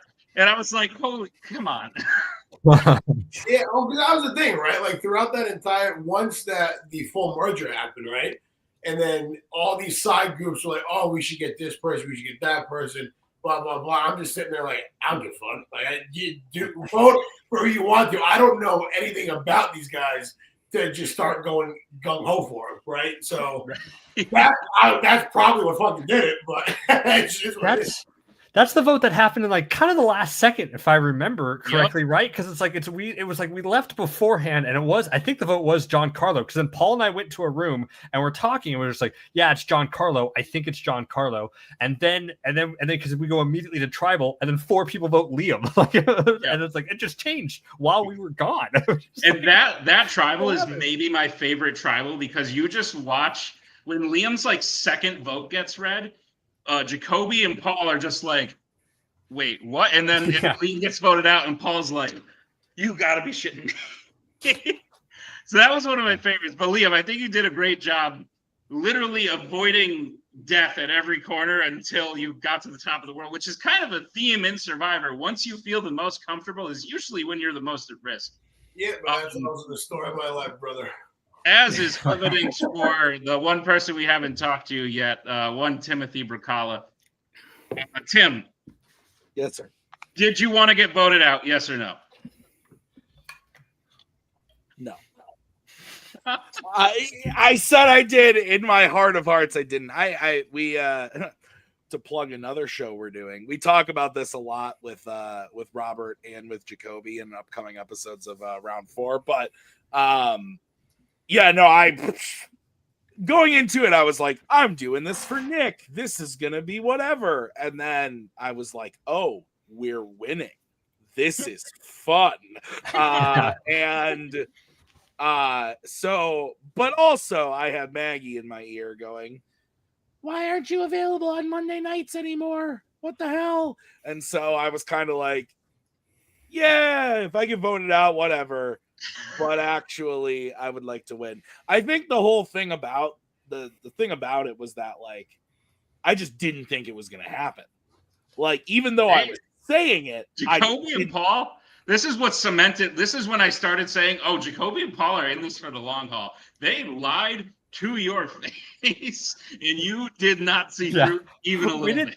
We didn't even have to. If we wanted to be there was like, if we told you that, like, there was nothing you really could have done, like, in that situation. But we're just like, nah, let's just still lie about it.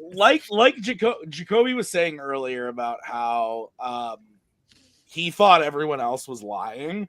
I thought everyone was telling the truth the whole time. Like, every time someone said something, I took it at face value 100%. So I felt like in that moment, like, Jacoby and Paul and I had a good thing going. And Liam was new in the group, and Liam seemed really cool. And so it was just kind of like one of those things where I kind of felt that Jacoby or Paul were going to go far. And that the obvious choice was going to be either me or Liam. And then they were like, I think we're going to vote Liam. They didn't say that word for word, but I was like, cool. Like, we get to keep going. The word for word was Paul saying, "Fuck that guy. He's been here for 7 minutes."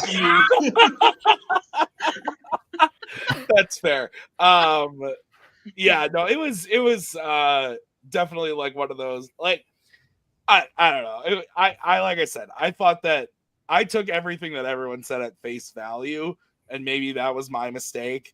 But that's also kind of like, if you have interacted with me for longer than 7 minutes, like, I kind of take everything that everyone says all the time at face value. It's maybe one of my downfalls, or maybe it's a good thing. I don't fucking know. But much like everything else in Survivor, I would say it depends how you use it, Timothy. That's fair.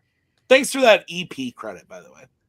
We have one more thing to get to, but before, we have a question from the audience for Liam and Giancarlo. You guys live together, which I don't think everyone knew until much later on. How'd you guys do the house challenge? Well, when it came to me, I inadvertently, without fucking realizing it, I think my object was tape. Tape. I had the fucking tape. Now, I wasn't expecting who fucking just has a roll of tape on hand but Jonka. So, without even fucking thinking about it, I booked it into his room, like, and I knew where he kept it. I grabbed it. No, I did. He walked in. He goes, tape. I go, I open a drawer. I throw it up. He grabs it, runs in. As I'm seeing he's gonna be there, I'm like, oh well. Dude, it was funny because I saw it from backstage. I saw, like, I could see you all when you're backstage. I don't know if you all knew that, but so I could see Giancarlo, and I see Liam pop in, and he's just digging through his drawers. I'm like, why are you helping him? He's on the other team. It was an inadvertent. I don't know. I was caught off guard. I had no idea what was going on at that point. Challenges real quick. Some of them fell pretty flat. Probably won't return. I'm not funny enough to make everyone laugh, is the truth of the matter. And that match game just took literally all night. Favorite challenges that whether you were in them or watching them, what were you guys' favorites? I had a massive headache by the end of it, but going and getting shit in the house was pretty fucking fun. You shined in that, and I think if Eddie was still on your team, you and him would have carried you guys to that win. That one was probably, dude. Rue bringing in a tree, I was like, okay, win this challenge every season. Also, just to, like, Nick told me, like, so he had all of you backstage. He runs into the room and he goes, by the way, you're hosting this. And I went, what? And he goes, you're going to call out random house objects. And I was like, what? And then he went, thanks. And then he ran back in here and he went, okay. And then I had just come home from work. I literally hosted that in my scrub still. And he's like, here, good. And so I'm looking at our desk being like, our butts around us that I could, like, yell out. This is an apology to Nazaria, by the way. But go. Yeah, where the heck is the plant? Because she said plant. I do have to say, made like a perfect comedic moment. That was the best one. Jumping to the fucking plant. And then Coho runs into a room and then runs back. Yeah. Here's what happened, Nazario. So I have this thing full of, like, pens and scissors and stuff. It was sitting here. My water bottle was sitting, like, next to it, kind of. And when you and Paul were up, Anna was, like, hesitating to think of something. So I just kind of, like, pointed at the scissors. And she thought I was pointing at the water bottle. And I was like, dude, Paul keeps a 50-gallon tank of water under him at all times. Paul, do you have water with you? Oh, right where's now? your water bottle? Pull it up. No, this was back when I had worldly possessions. I've really just been drinking out of rivers and streams for the past couple months. Can somebody get this man? Somebody get this man. I was somebody get this man a cup to balance on his head now. That's what I was going to say. Somebody I that wanted has to been bring out up in months. Your hair. Robert, is you quite had brilliant. a challenge you wanted to mention. Rogaine. Oh, despite how, like, sad it made me on the inside, I did enjoy the survey challenge to learn where people's thoughts were on stuff. Dude, that's such an interesting thing for you to say, and I told you this because you literally, I don't remember exactly what everyone got voted, but it just kind of shows human nature's tendency to focus on the negative, because you got voted most likely to win the game. I think you got voted, like, kindest or most trustworthy or something like that. And then you also got voted, like, least funny. And That I was will the one tell that you, the killed me. person who got voted, you got 3 votes. 6 people were voting. You got 3. Someone got 2, and someone got 1. So like, and you were on a screen with 5 other very funny people. And you went to Anna, and Anna was like, "How'd that challenge go for you?" And you were like, "I'm pretty sad. No one thinks I'm funny." That broke my heart. That really broke my heart. I was like, I think you're funny. But you got voted like all of the good things. Giancarlo took the biggest beating in that. Quite frankly. Yeah. Yeah, but I do think production messed up in that question. So. Oh yeah. And in the merger, I do have to say the merger was complete bullshit. But The challenge? The merger itself was bullshit. But. Why? What do you mean?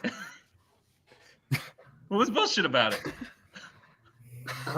What do you mean? What was bullshit about it? What do you mean the merger was?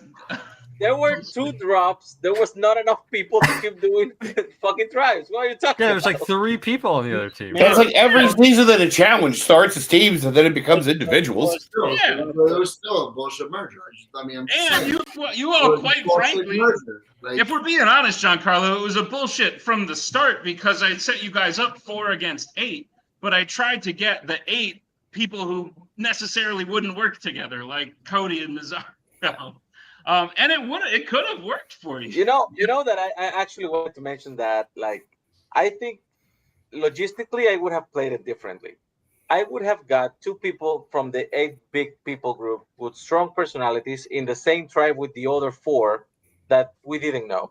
So at least both tribes would be heavily toward one of the 2 sides.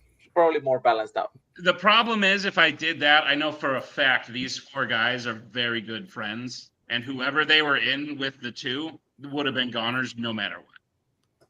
Correct, Jocko, Lee, and Paul? Sure. If you started on the same tribe, whoever you were with was gone. And we wouldn't have been nice about it. But it still kind of worked out. Well, not because I got fucked stabbed in the back, but it kind of worked out for Eddie that he just got thrown out because of the same reason. What was the challenge, quite frankly? Or you all claimed it was because of the challenge. I don't know if that's necessary. I mean, first vote is the hardest, right? Because you just kind of throw out a name and just like kind of sticks. If he would have done better in that challenge, maybe, but like. And Eddie, like, quite frankly, didn't fight back at all. Like Eddie and Liam just kind of sat there, and they were like, "I guess it's one of us. We're screwed." Last thing, the cup thing. Who thinks they would have done? Who thinks they could have beaten Paul at the cup one? Anyone? Bouncing the cup on your head, though. Yeah. My hair was. I got a big ass head. That shit wouldn't have worked.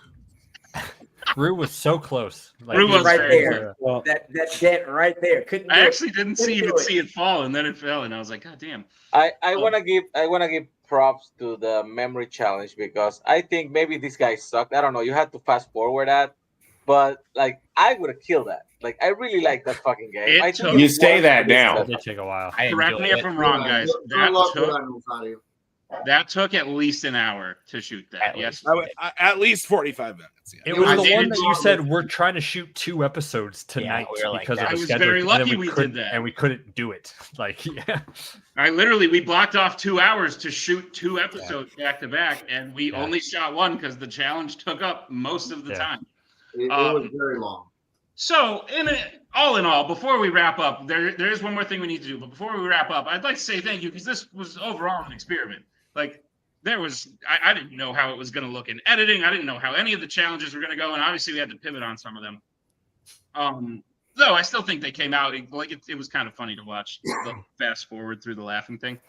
But overall, I think it was great. I appreciated all of your commitments, even if some of you came in at the beginning and you were kind of like, "I'm just doing Nick a favor." Eventually, you were kind of like, "No, I'm going to win this shit." So I really appreciated that. Anna really appreciated that because she gave up a lot of her time for this as well.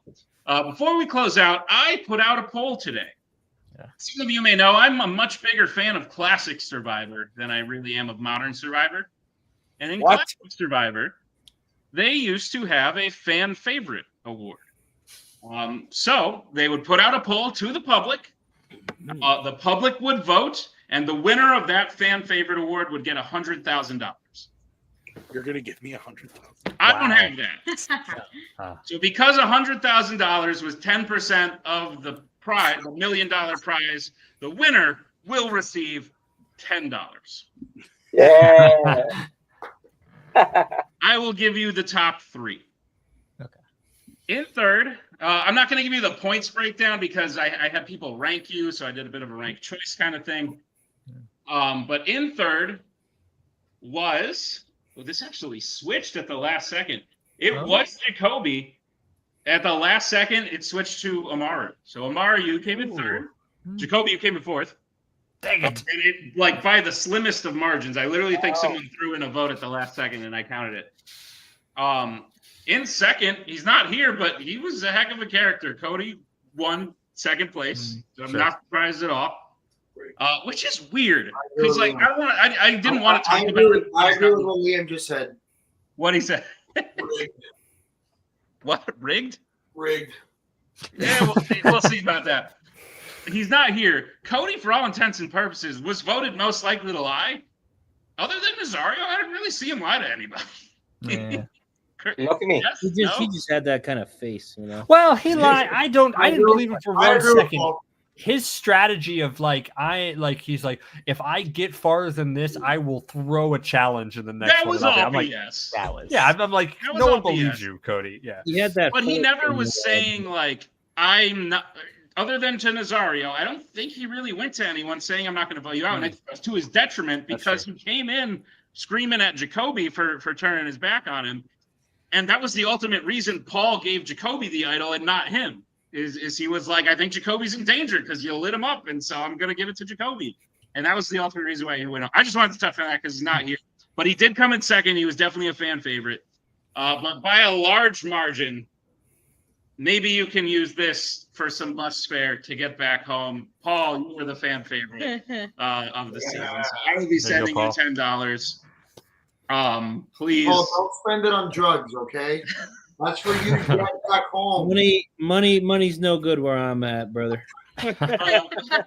Robert, I'm glad he got some because I was going to ask him how much I should give him of my prize. I think he's good. But Robert, as the winner and as a very deserving winner, as just unfolded in front of us, I think I said this at the beginning, but your final tribal performance, especially, you knocked every question out of the park. Mm-hmm. And it was crazy. Like Jacoby was like, "Tell me why you tell me how you lied. Tell me how you stabbed someone in the back." And you were like, "I did this, this, and this, and I felt bad about it." And Paul was like, "I voted Giancarlo out, and I really didn't want to." And everyone was like, "Yes, you did." Yeah. But Robert, as the winner, why don't you give us the last word as we wrap this up? I forgot how I had wrapped it up until we saw it backstage, but again, this is really just a testament to you, Nick, to Anna, to Tim, to everybody who committed, who wanted to be a part of this. So I just want to thank everybody. I want to thank them for their time. I want to thank them for their effort. I want to thank everybody for, if you were putting on something, putting it on because that shows that you cared, and the care that we put into this. I hope it manifests and translate into season 2. Even if season 2 isn't going to be as good because none of us are on it. But Robert, well said. Congratulations. And yeah, thank you all again. Thank you all for watching. TBNT Inc. We got a lot of shit going on. Next week is the last word. Fanzone starts. Or no, next week is last one standing. Fandom starts. The last word is after that. Fanzone starts. Round 4 is currently going. We're actually going to talk to Robert on our podcast tomorrow. Round 4, so catch that at 8 o'clock Mondays. And Jacoby's the week after, and we're going to see if we can get Paul on for one as well. And all of you, quite frankly, we'd like to have all of you as a guest, but we want to start with the top 3. And the Fandom season kicks off next week, so get ready. And we'll see you all next time. Season 2 of Virtual Survivor will come out in 2025. Date TBD. So congrats It's again, in Robert. Australia. It is in Australia, Nazario, indeed. Thank you to all of you. Much appreciated, and we'll see you next time. Didn't make an outro video. That's a thing I've learned for season 2. Bye-bye.